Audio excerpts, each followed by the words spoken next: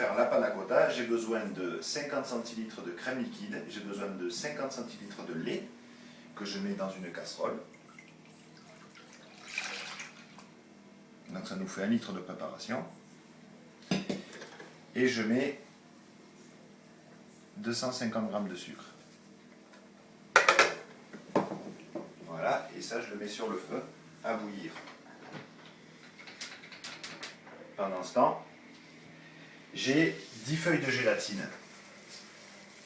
10 feuilles de gélatine, il faut compter une feuille de gélatine pour 100 grammes à peu près. Donc je les mets dans l'eau, une par une, pour éviter de faire des gros paquets.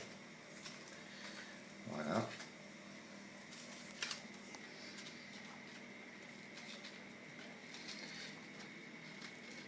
Dans la préparation qui est en train de chauffer, on aurait pu mettre de la vanille, on aurait pu faire d'abord un caramel et après mettre la préparation, c'est-à-dire qu'au lieu de mettre le sucre directement dedans, on faisait un caramel et on mettait la préparation par-dessus. On peut l'aromatiser comme on veut en fait, avec de l'alcool, avec ce que vous voulez, avec de l'orange pourquoi pas, ou du citron. Et c'est une bonne base déjà pour la panna cotta. Ensuite, c'est juste, nous on va rester simple. On va faire caramel demi-sel et on va faire ganache. Donc là, ma préparation est en train de bouillir. Je peux éteindre et je vais passer à l'incorporation de ma gélatine. Donc ma gélatine qui est dans l'eau a fondu. Je la presse entre mes doigts. Ok. Et je la mets dans ma crème. Et je mélange bien jusqu'à qu'il n'y ait plus du tout de gélatine accrochée au feu. C'est nul.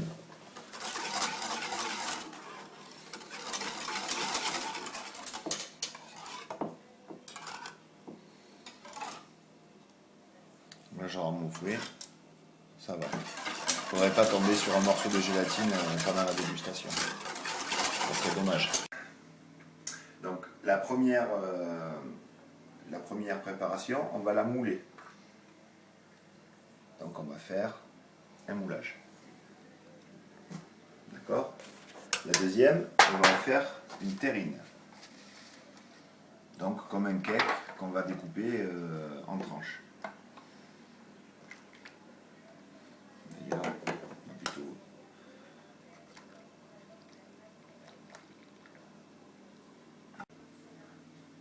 Notre troisième panna cotta, on va la mettre dans une flûte à champagne qu'on va incliner, comme ça dans un bol.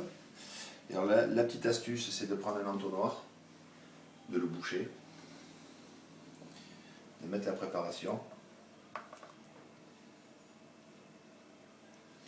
Et on va doucement la faire couler dans le verre. Voilà.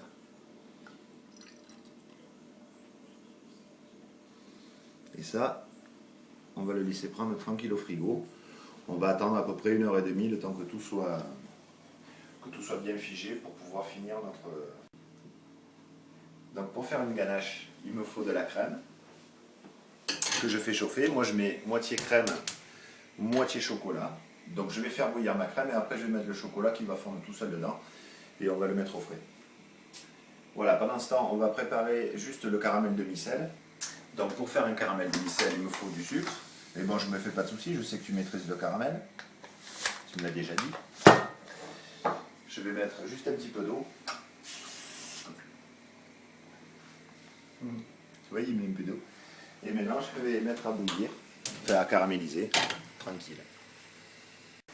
Donc là, j'ai ma crème qui est en train de bouillir et je vais mettre mon chocolat dedans. Donc je mets à peu près moitié-moitié. Je mets.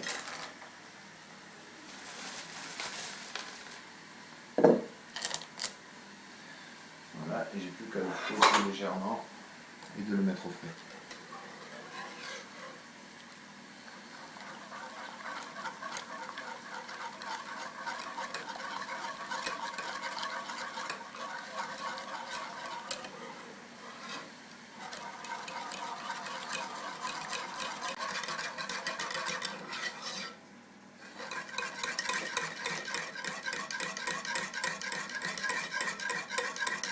Voilà. Et ça, je vais essayer de gagner un peu de temps, je vais le mettre au congèle, parce qu'il ne faut pas que ça soit trop chaud. Si je mets ça trop chaud sur ma panna cotta qui est dans la flûte, ça va faire fondre la panna cotta. Alors, mon caramel a caramélisé. Je vais mettre des parcelles de beurre salé dedans.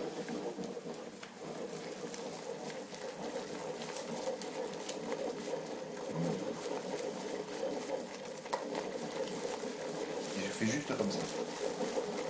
Voilà, ça devrait suffire. Je continue à tourner et je vais ajouter de la crème.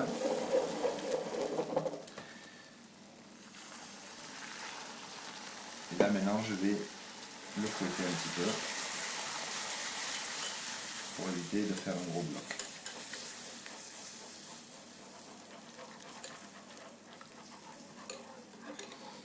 Donc ça c'est pas grave. Alors si jamais tu as du mal à faire fondre ça, tu le refais chauffer un petit peu. Et logiquement, en prenant la température, ça va faire fondre le caramel. Voilà.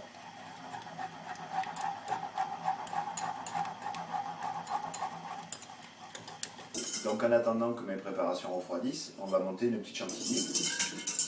D'accord? Donc vite fait, on ne pèse pas, on ne se prend pas la tête, on met juste le sucre comme ça. Voilà. Pareil, le sucre, tu comptes 100 grammes pour un litre, donc j'en mets très peu. Maintenant tu fais. Alors, le principe de la chantilly, c'est incorporer de l'air.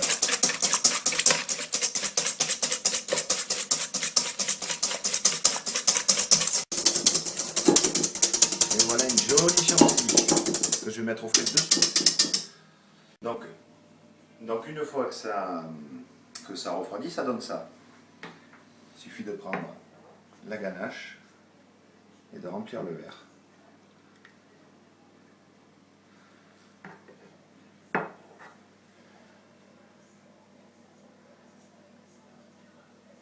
Et on va venir jusqu'à hauteur de la panna cotta. Là. Maintenant, on nettoie. On nettoie bien. Voilà. C'est sympa, hein? On va ajouter la petite touche finale. Donc la chantilly que j'ai. Petit cours de remplissage de poche. Donc, je mets mes mains comme ça, sous le col de la poche. Je garnis.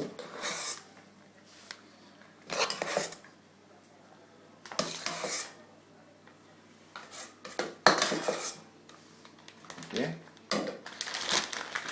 Je rentre. Et voilà. Et là, j'ai ma préparation.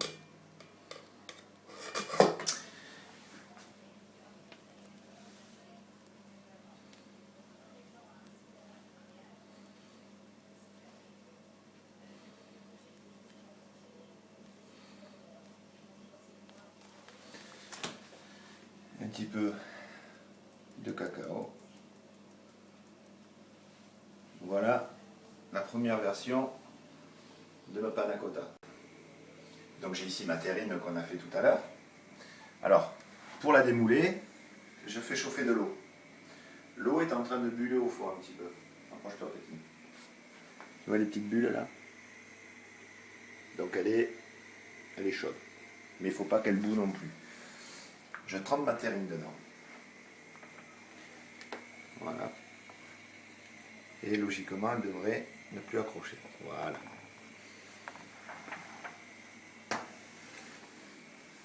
Ok. Tu vois?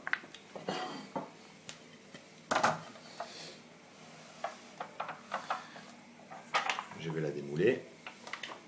Ok. Voilà ça. Alors ce qui coule, c'est normal. Hein. Ce qui coule, c'est ce qu'on a fait fondre tout à l'heure. Et c'est comme ça. Alors elle est bien parce que tu vois, elle n'est pas trop dure. Je déteste la panna cotta qui ressemble un petit peu à de la gelée, quoi. Donc là, on a quelque chose de très très crémeux. Il ne me reste plus qu'à napper le caramel. Tu vois, on va voir ça. Caramel demi-sel dessus. Voilà. Et là, c'est à manger un peu. couper des tranches, des morceaux. Tu vois, ça se tient quand même. On n'a pas l'impression, mais ça se tient bien. Tu vois, il suffit de le prendre avec une cuillère. Pour finir, la petite timbale qu'on a préparée. Donc toujours pareil, je le trempe. Tac. Pas plus. Je le retourne. Alors si jamais ça ne vient pas, un tout petit trou. Voilà. Tu vois. Et là j'ai simplement de la confiture de cerise. Je vais mettre dessus.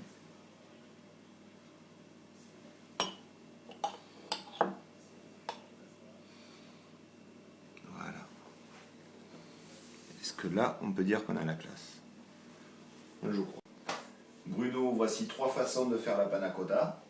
La base, c'est toujours la même, que ce soit en terrine, à démouler ou en verrine. C'est exactement la même. J'espère avoir répondu à tes attentes. Maintenant, tu n'as plus qu'à choisir. Voilà, je te fais des bisous et puis peut-être à bientôt.